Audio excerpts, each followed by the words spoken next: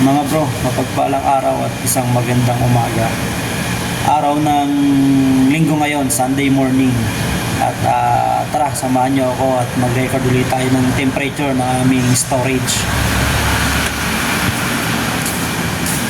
So, mga bro, ayan ang aming parking dito sa loob. So, wala pa yung truck namin.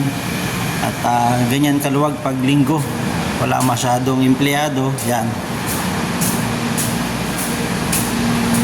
So tara at tingnan natin yung temperature ng aming storage. So ayan, storage din namin yan.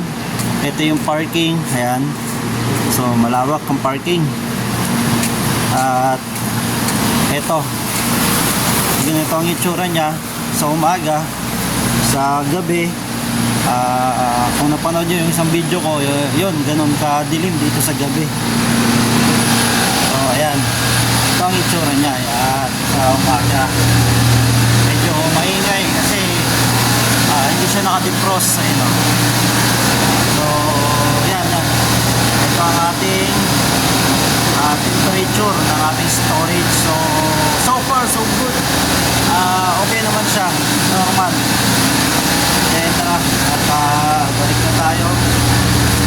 Yan. Totally yung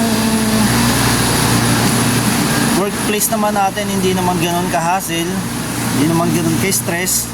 Kasi pag sapit naman ng gabi, kahit paano nakakapagpahinga-pahinga na tayo. At nakakailip-iglip din tayo. So kahit paano hindi tayo ganoon ka-stress, di ba? Sa ating work. And then yan, so kasama natin pusa.